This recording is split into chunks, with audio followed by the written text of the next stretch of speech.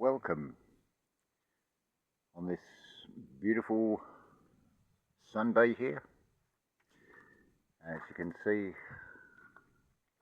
blue skies and sunshine, and still a nice, pleasant, not too hot temperature at the moment.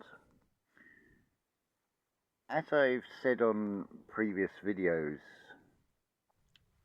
number 4 is a door. So I offer you a 3-card tarot card reading, but there is a 4th invisible card, and that card is you. Generally, but it depends on how I feel from what I get in the reading. It will represent the past, the present, and a possible future. But of course, the most important part of the reading is you, because ultimately the interpretation, the advice and everything, it's down to you on whether you enact upon it and what you do with the information. It's just a way of, shall we say, holding counsel. Sometimes we can be too close into a situation and not see the wood from the trees, as it were. So it's just a sort of re-evaluation of the present moment. So the offer is there that for anybody that needs or would like a tarot card reading, and I charge basically, or ask rather, for a donation minimum of €5, $5 or £5 sterling, and if you are able to donate more, that's very much appreciated. Especially at this present time, the cats are getting close to 6-month-old now. Of the 2 that are still here, one's male and one's female. I don't think we need to, I certainly don't want to suggest the scenario that we could be overrun with kittens. So as much as anything else, I would like to raise money for the operation with the vet to get at least one of the female cat done, so we're not overrun with kittens here.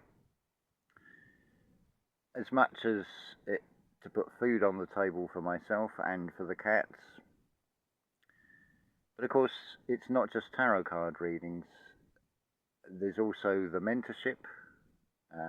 If you're struggling with depression, anxiety, panic attacks, or feelings of paranoia, it's so easy when you start investigating things in this reality that don't make sense. You start going down some very deep and unpleasant paths. But the thing to remember in this is to not import those feelings into yourself. It's purely to observe. But if you find the darker and more sinister things, that is the time to then reflect and think, hold on a minute. There is always a mirror counterpart to everything. So if you're looking at the dark things, consider that there is an equal on the side of, shall we say, the light that balances that. It is all about bringing things into balance in oneself. Religion is a perfect example. It's like the salt and pepper, the seasoning to a meal. There will be an element of truth in every religion. And I had a very interesting, what turned out to be a 2.5-hour conversation, and the person involved is going to be a guest on Archaic's channel in about October, and I said, yes, what you're going to bring to this is a huge gap in people's understanding, this being the religion of Islam and what that can show us in the writings. This is from someone who has done their own translations, and from what I can see, you're going to get the equivalent of how Neville Goddard interpreted the Bible, and this will be the equivalent for Islam. and it is something I invite you, as and when the video comes out on our KX channel, to listen to that one. There'll be so much of value in that. Anyway, another topic, and it might seem a really unlikely topic in which to find a truth, and that is the story of the British motor car industry, in particular what became British Leyland throughout the 1970s. It began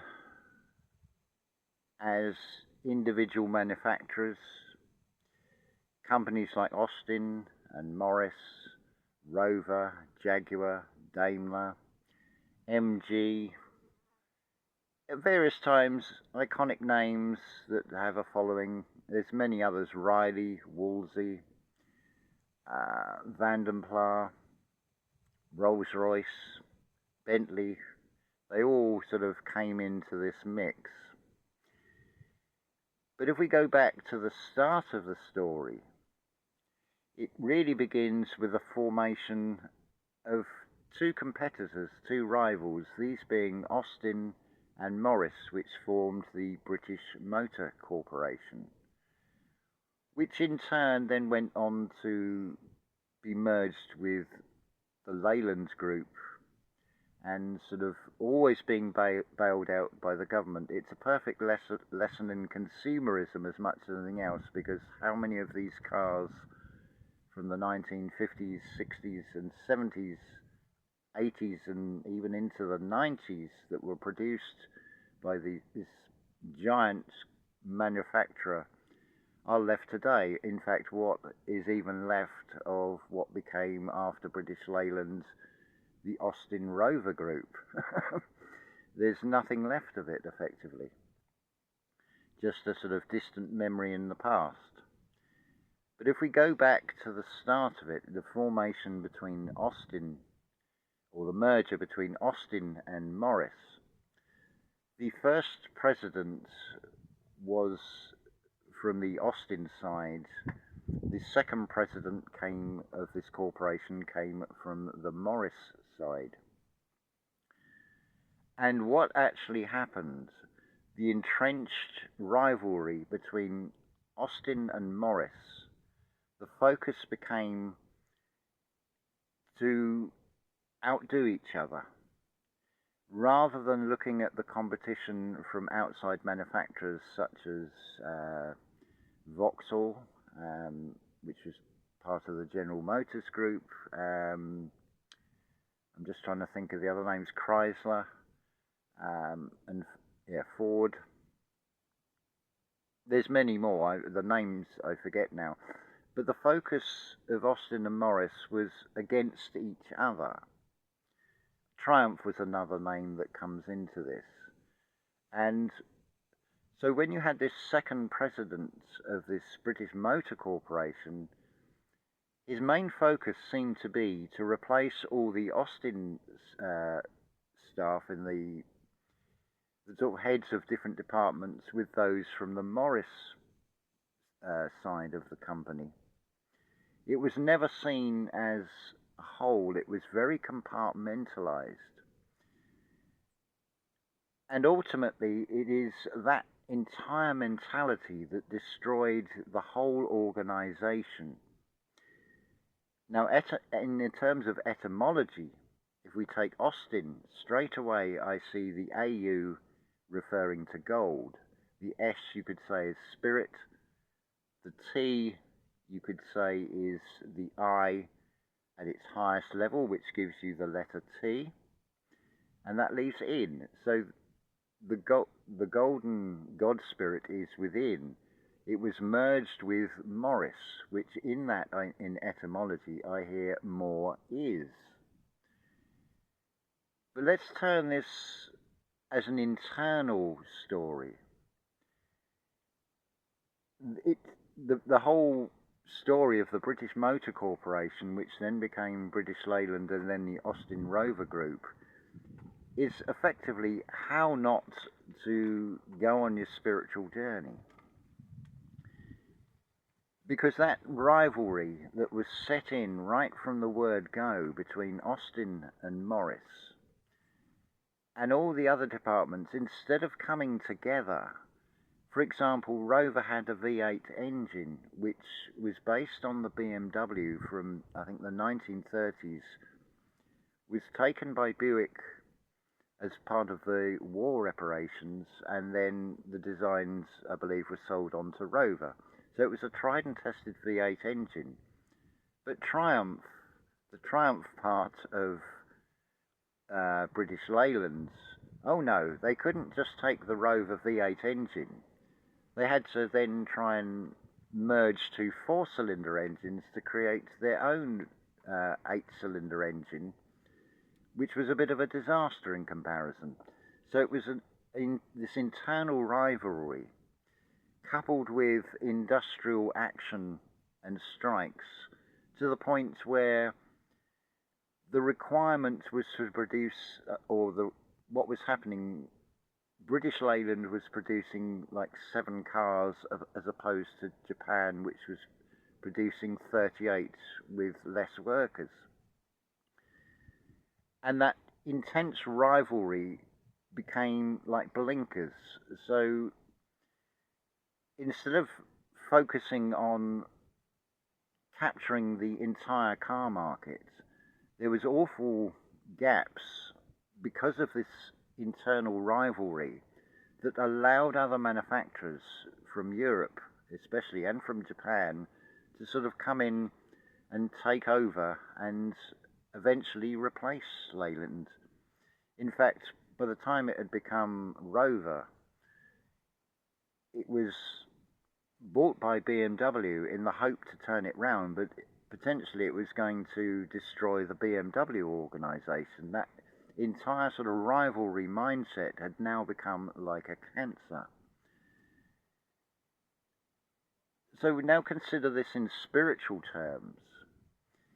If you have this conflict inside yourself and you do not resolve it, you will follow the same pattern as that giant corporation that is no more. Interesting as well, we talk about this corporation as being a giant that is no longer with us, and then think about the stories from pretty much all around the world about what happened to the giants.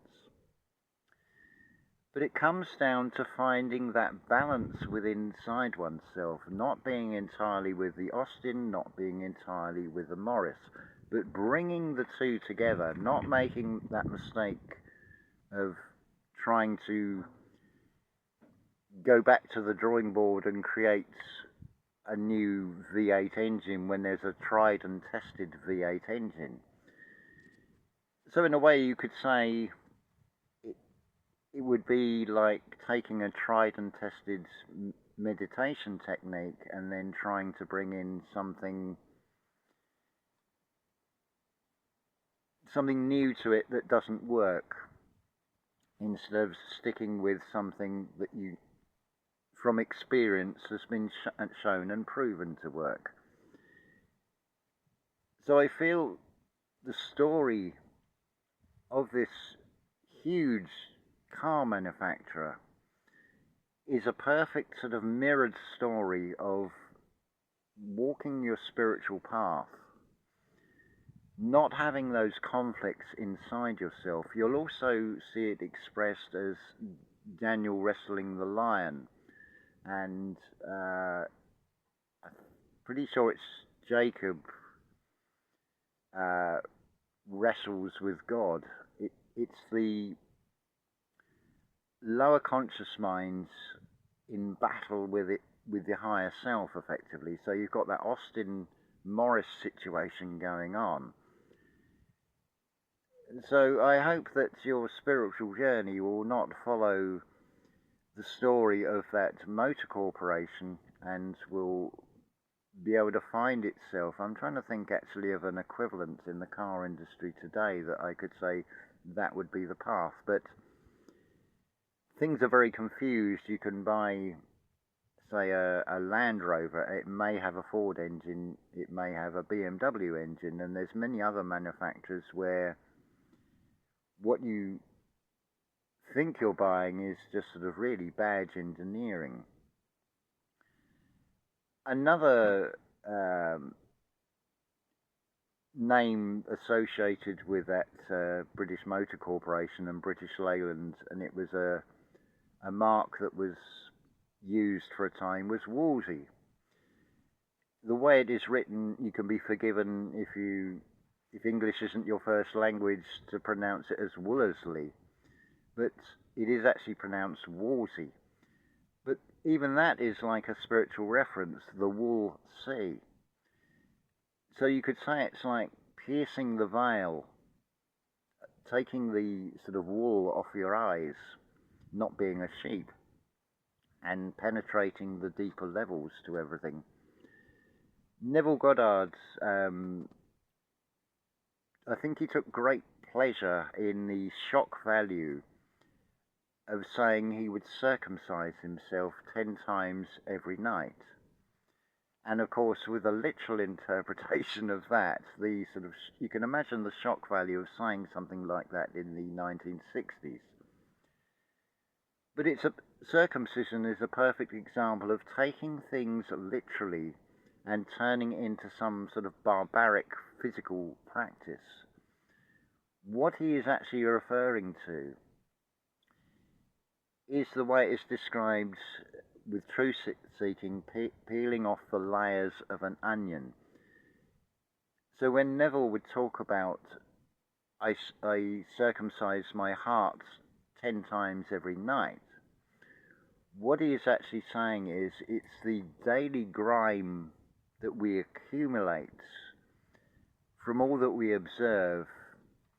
It's letting all that go at the end of the day. Being able to see things for what they are, rather than importing all the negative aspects that will eventually affect us, if we allow it, of course. But the key to this is being the present president of your organization and not having that situation of rivalry between what should be working in unity but are in disharmony and are working against each other. That saying, you are your own that saying about you are your own worst enemy, for example, is a perfect example of how we can go through life, because we're in that lower conscious mind that is leading us, getting us to chase things. What I was also thinking about with this,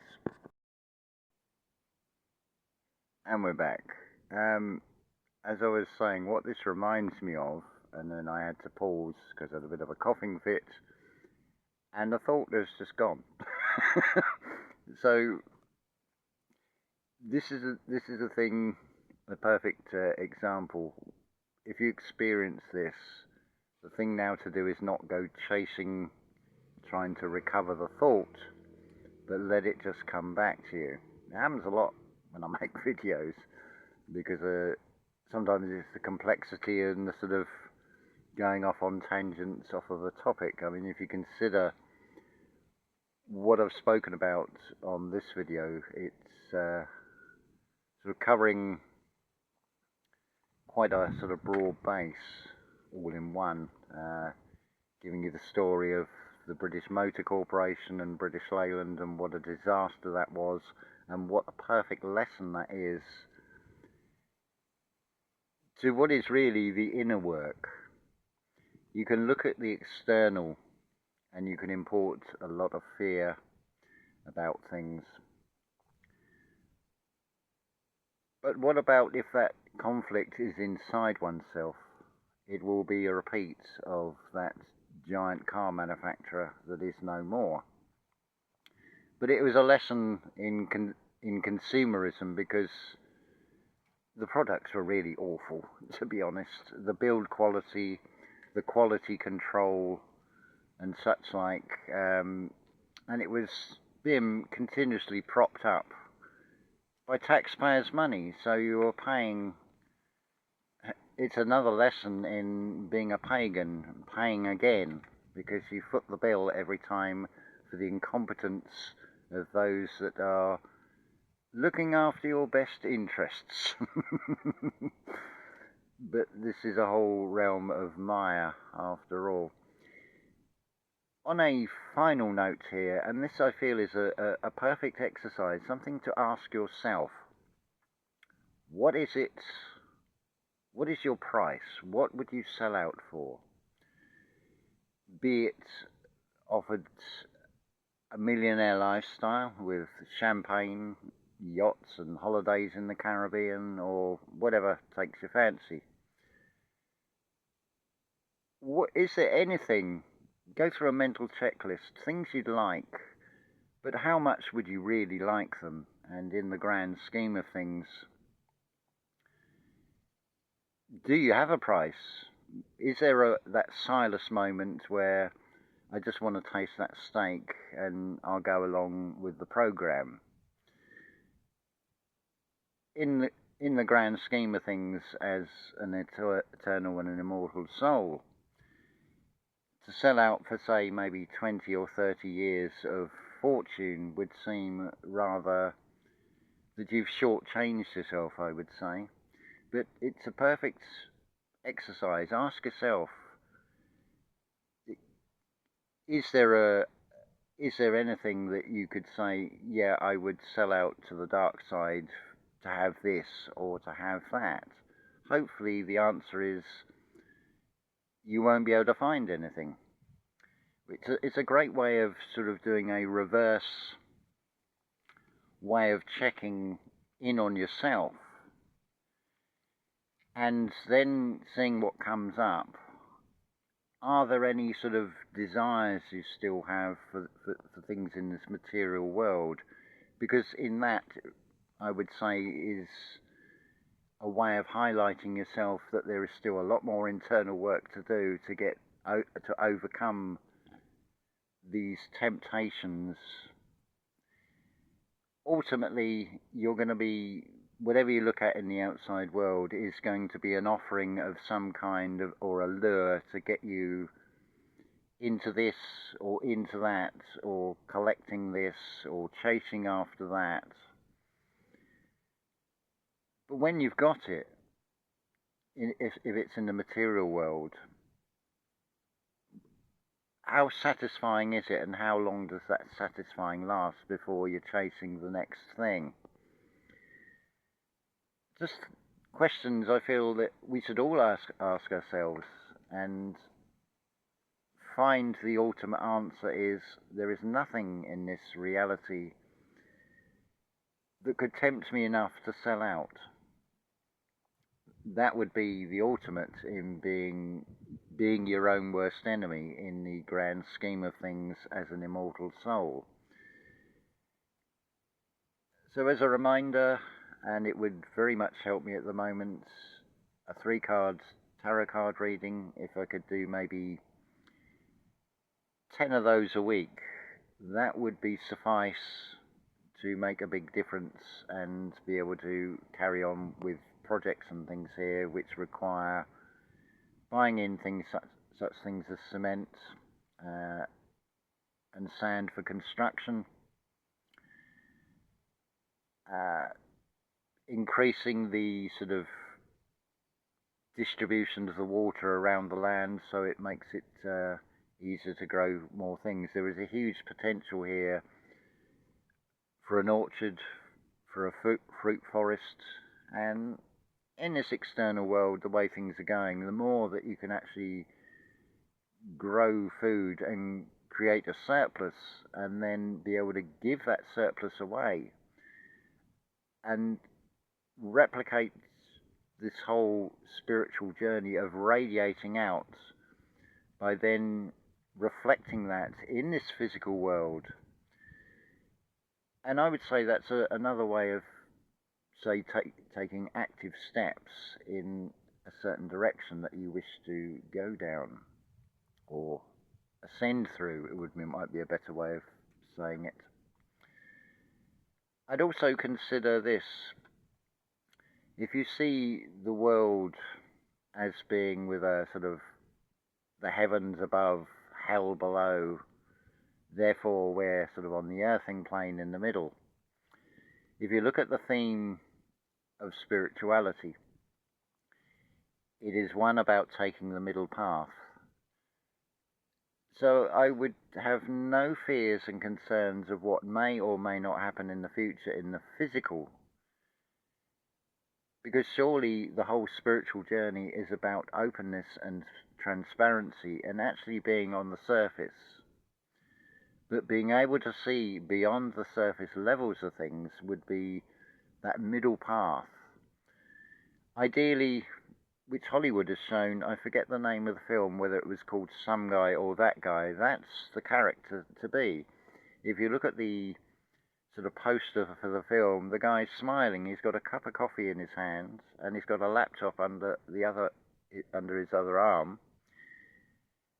In the background is fireballs and distraction, and he's just walking along, not paying any attention to it, because he's in his own world. He's not affected by it. It's growing that sort of bubble, your own world within a world, as it were, creating that impenetrable aura around yourself, safe in the knowledge that you're not going to come to any harm by anything in this physical reality. So on that positive note, I feel that's a good place to end this video. Maybe on playback it will remind me of where I lost my train of thought, so it may come in the next video. We shall see. Only time will tell, as they say. So, as always, unconditional love to you all.